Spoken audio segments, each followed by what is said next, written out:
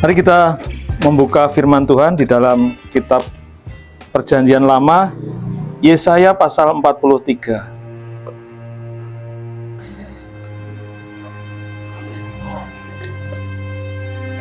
Yesaya pasal 43 ayat 1 sampai dengan 7.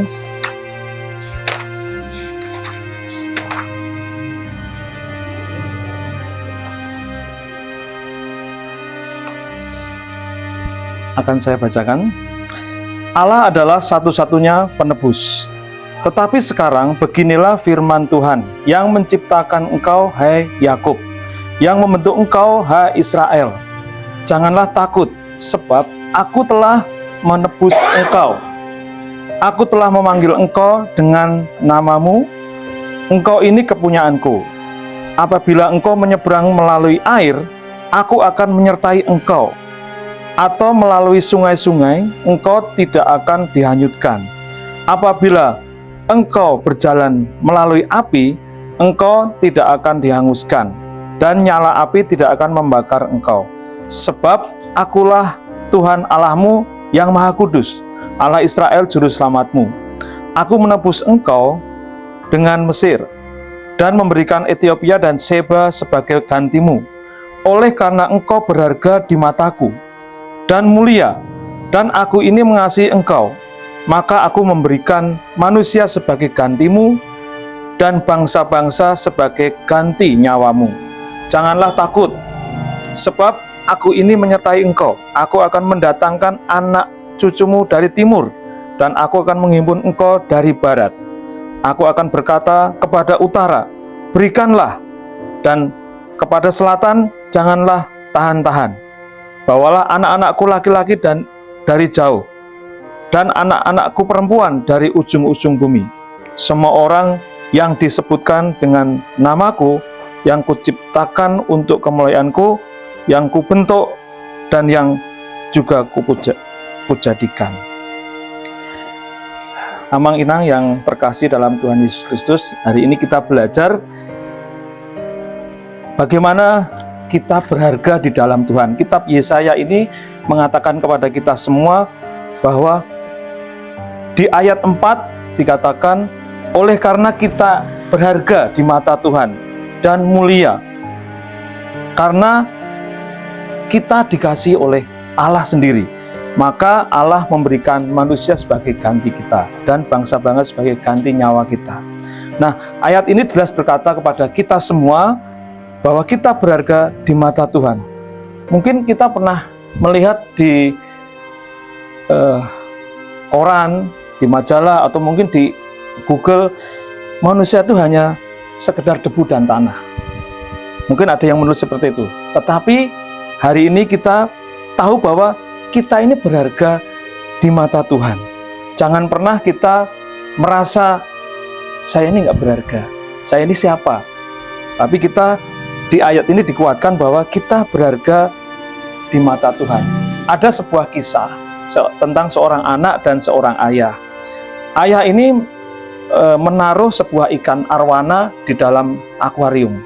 Kemudian anak ini melihat, mengamati, kemudian berkata kepada ayahnya, "Ayah, sebenarnya berapa sih harga ikan arwana yang ayah taruh dalam akuarium?" Nah, kemudian si ayah ini punya pikiran, terbesit dalam pikirannya, ingin mengajarkan arti sebuah nilai.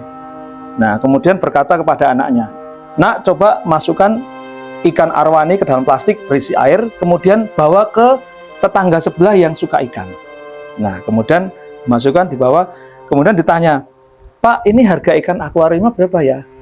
Kemudian si tetangga berkata, "Wah, ini kalau bisa saya beli 1 juta.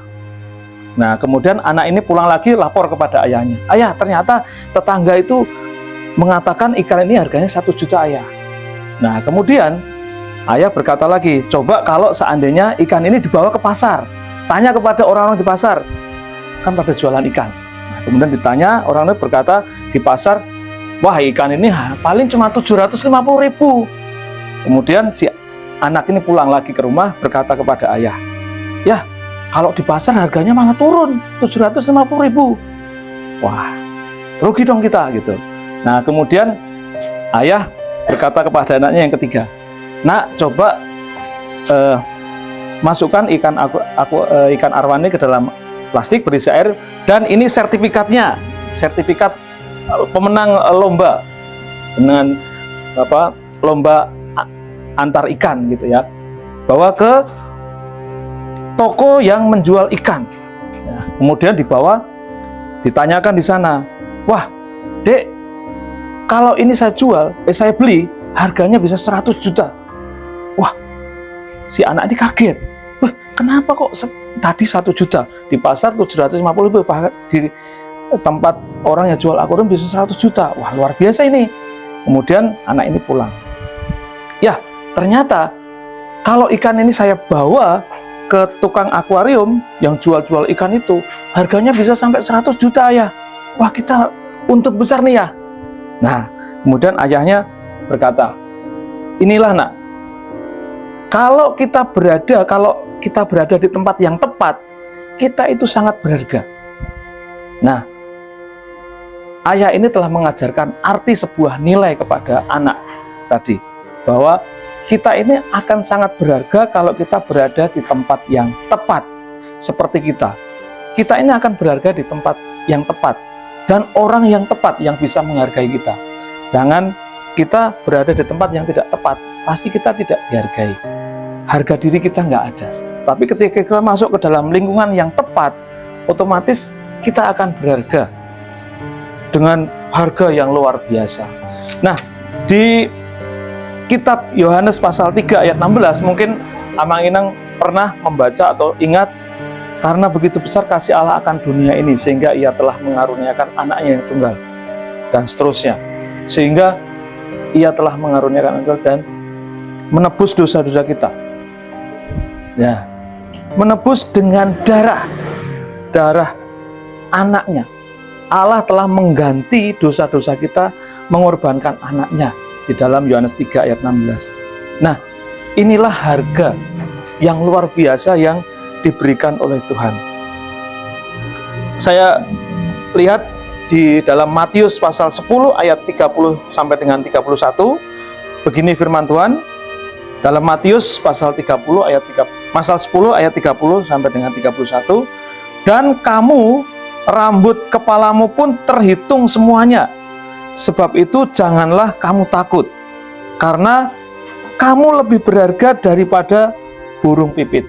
Nah, di ayat ini jelas sekali, kita ini berharga luar biasa. Bahkan rambut kita itu sangat berharga. Mungkin kita nggak pernah menghitung rambut kita sebenarnya ada berapa sih. Copot satu nggak masalah, lepas satu nggak masalah, dicabut satu nggak masalah. Tetapi itu sangat berharga.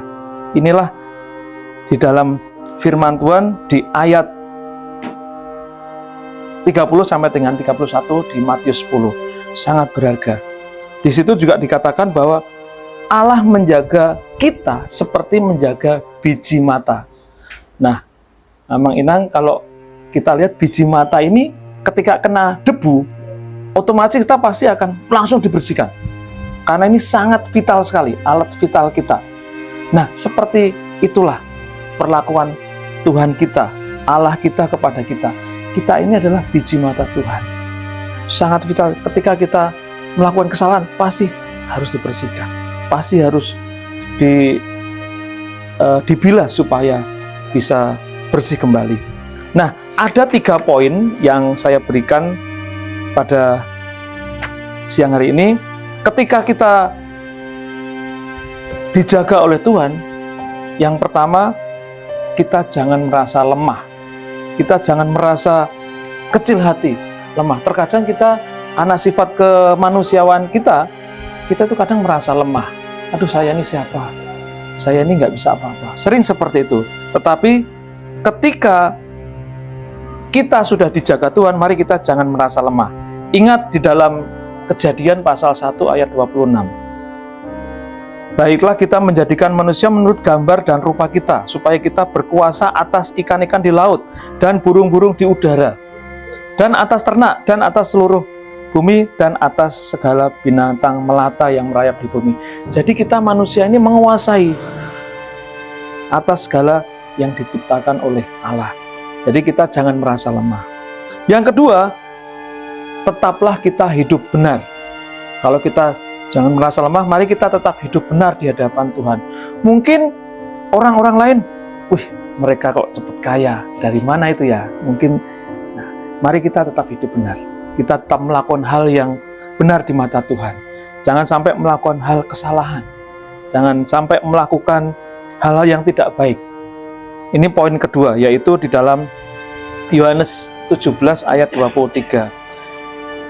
Aku di dalam mereka, dan engkau di dalam aku, supaya mereka sempurna menjadi satu, agar dunia tahu bahwa engkau yang telah mengutus aku, dan engkau mengasihi mereka sama seperti engkau mengasihi aku. Jadi di ayat ini, Yohanes 17 ayat 23, mengatakan bahwa kita dituntut supaya kita seperti serupa dengan gambar Allah, melakukan hidup yang benar.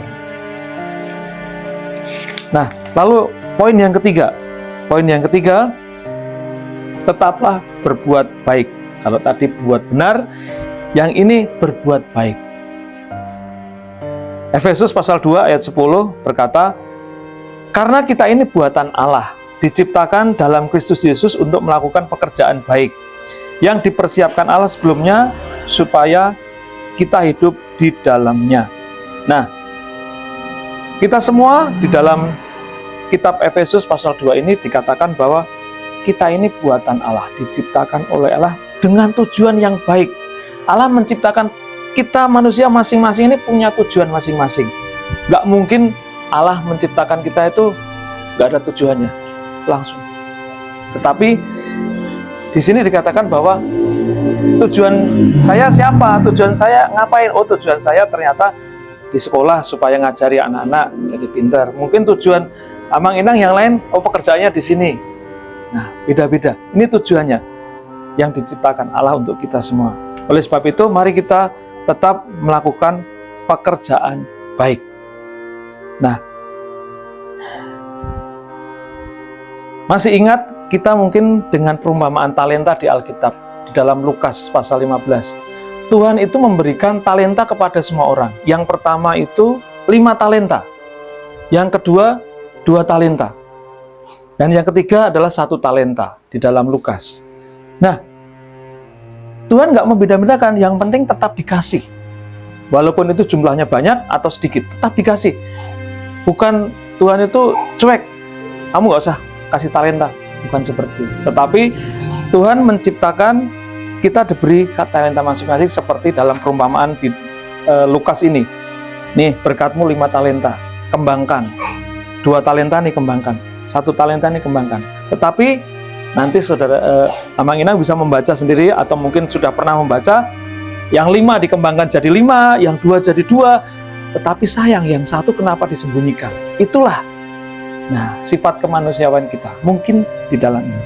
Nah, oleh sebab itu siang hari ini kita belajar bahwa kita ini berharga di dalam Tuhan.